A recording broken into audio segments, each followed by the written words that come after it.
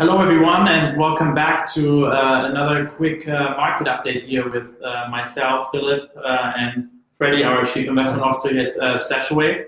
We just want to, it's been a crazy last week and a half in terms of news, maybe not the market. Freddy will let us know here over the next few minutes, but in terms of news, it has been quite overwhelming if you've been following it, especially between US-China trade and some other elections in Europe as well, and some immigration crisis still going on in Europe also. But today we wanted to focus on a couple of things. First, we'll talk about a little bit of the escalating trade tensions between the US and China, and then we'll also talk a little bit about what is the Chinese market are actually doing, and how is China preparing themselves for the trade war. Yes. Or what's kind of going on, and then we'll give a little summary, as always, about our current view of the markets. So with that being said, Freddy, how about we'll get right started? The last week and the first couple of days so far in this week, basically seem like that the US is further trying to escalate any kind of tensions. It doesn't seem like anything's coming from China immediately, but the US seems to be the bully here again. And maybe give us your thoughts on that. Right. A lot of headlines again. It's always, when it comes to the Trump's administration, it's always further escalation into a deadline. The deadline is 2nd July, when the first tariff on the first $36 billion of goods from China would be slapped with tariffs. So that's sometime later this week. And into it, there's always this fear that's growing in the markets. Right, that's for one. Yeah. And in particular, the latest being that the US, in the latest round, invoked a national emergency law, and using that to attempt to stop or restrict Chinese firms from investing in US sensitive technologies. And the details being that how to define Chinese firms. So at the moment, it looks like basically any entities with at least 25% of Chinese ownerships would now be classified as a Chinese entities, and they would be restricted in investing in sensitive tech areas such as aerospace, robotics, and maybe even have export controls, like maybe even Apple exporting something to someone else in the world would be restricted.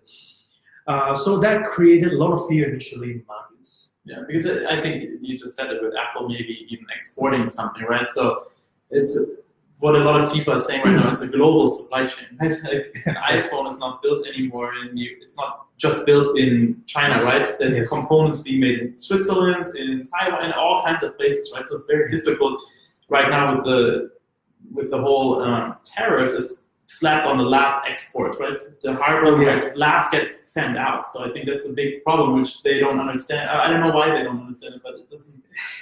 Well, we beats us too, but it does. It's a game of chicken to the deadline on 2nd July. Let's see who blinks first.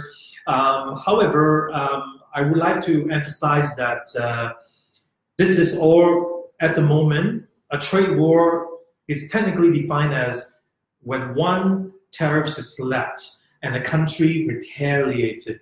At the moment, before 2nd July, we technically haven't have a real trade war yet.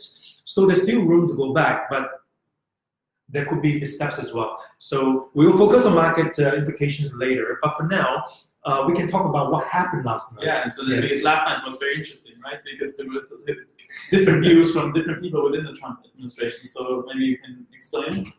Classic act again from the White House. It confuses enemies and allies alike. So first, the market was down initially on the news about the emergency law. But two, also because Steve Mnuchin came out and said, hey, these are fake news. That is not true. We're just going to target China unilaterally. This law applies to anyone in the world. Anything that compromises US security and is tax sensitive, we will look at it in equal fairness. It's not just about China. Then towards the end of the day, perhaps scared by the market's move, the hardliner himself, Peter Navarro, who's a Trump's top trade advisor so far, he came out to the market and said, look, things are not going to be as sweeping as the news suggests. So all this finally calmed the market, and we had a little nice rebound towards the end of the day. But also says to us that there's still a lot of gambit. The administration does care about market impacts. I think the issue is not going to go away. It's going to come back again and again and again. But it wouldn't be a big, violent, one-time outburst of trade war. But we have a series of annoying trade discussions that lingers around for a long time. Yeah, and I think that's it's a lot more extreme measures so that they're doing now, right, than just the trade. Yes. And I think they come out of nowhere always because there's never, China has never said anything. It has certainly changed some people's perspective that we misread the U.S. resolve to fix certain things in the world. Yeah. It certainly now increasingly looks like it's not about the trade deficits. It's about national security. It's about tech competition. It's about dominance in the world. So I think the issue now is extending well beyond trade. And trade is just one way that the administration is bullying people to the negotiating table. So I think a lot more is going on, and the Chinese are increasingly coming to their senses that, oh no, this is not just about some deal that we can make to make it go away. Yeah, and I think with that we're actually getting into the next topic that we wanted to discuss. But in between, if you do have any questions again today, please feel free to write a comment, and we'll definitely try to get to them throughout the talk. Okay, but you kind of made a good to the next topic, which is what is China doing, right? So now we said they're finally getting to the point that they understand they have to do something themselves, or like prepare themselves, because it's not going away, right? It seems to go away every once in a while, and then it comes back harder, right? Much harder. So what do you see them doing at this point? Well, tit for tat wise, on the trade side, China import less than the US, so they can't match what tariffs the US can impose. But there are other ways to play it. But China has been trying to diffuse this tension by saying, look, we're not going to target US companies operating in China. Of course, that will change later, depend on how things evolve, but China has been trying to play nice.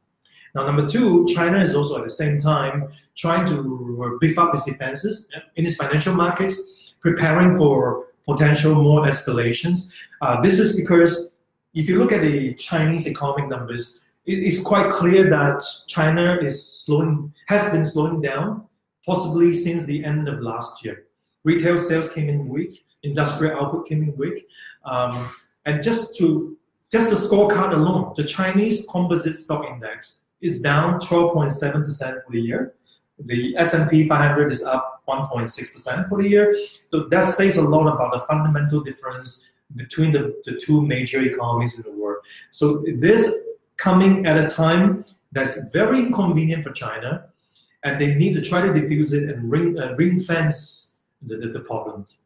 Yeah. No, I agree, and I think you can see with the S&P still being positive this year, and the Chinese market already down. I think the markets price in information ahead of time, right? And I think this kind of shows already who has more firepower in a trade war too, right? Yes. Because the markets, they know, right? They price these things in, and it seems like, the US can go much higher on their end than what China has actually in their hand, right? Which explains why there's a rush measure by China to try to contain the financial markets. So number one, let me just review. There's a lot of details.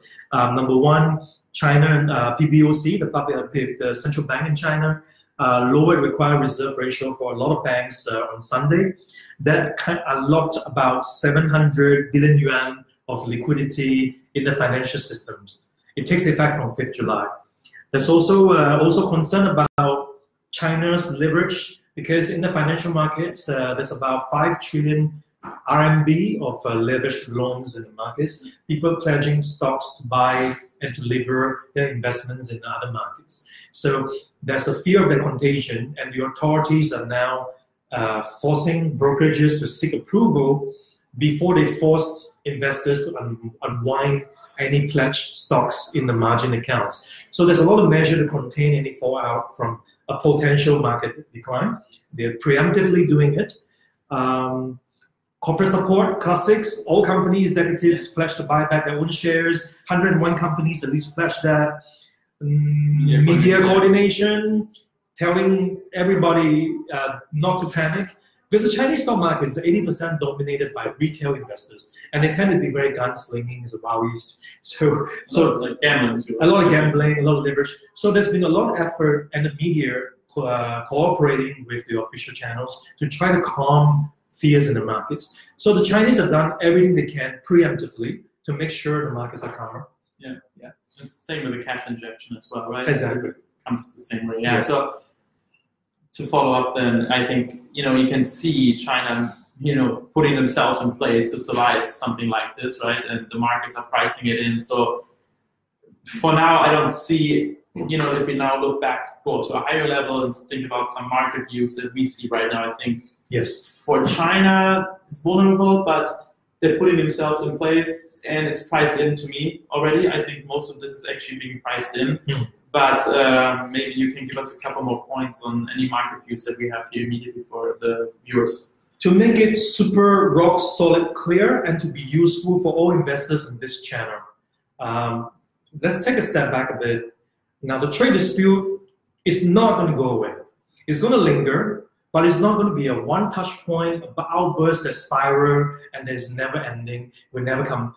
It will be a series of annoying recurrence and negotiations.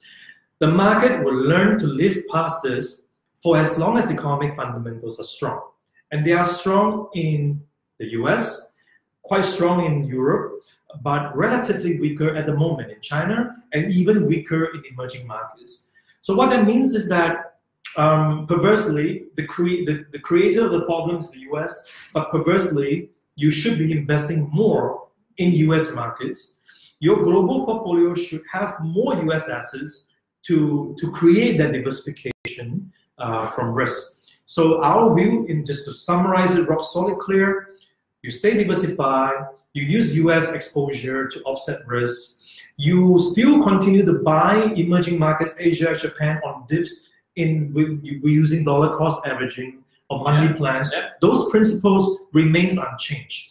Those are opportunities opening up in the pipeline for global investors, right? But the approach to do is to be measured and to leverage the US markets to create the risk management. Yeah, I agree. And it's the same thing again, right? You see different markets perform one year better, the other year not so good. But if you have a global portfolio, you always average into all of them, right? You buy a little bit of each throughout the year. This is what you get, right? You get a global portfolio with much less risk too, right? Much less downside risk. You're much more protected, and I think that's what we stand for at Stashaway as well. So with that, I think thank you again, Freddy, for this great overview. And for everyone listening, if you have any questions, concerns, or want to give us some feedback, please feel free to write in our comment section or email us at support@stashaway.com. If you listen to it over the next few days, or even tonight, again, same, write in the comment section. We're sure we're going to get to it still, and either email you or write it back there. Thank you so much, and we'll hear from us in the next week or so. Thank you so much. Bye.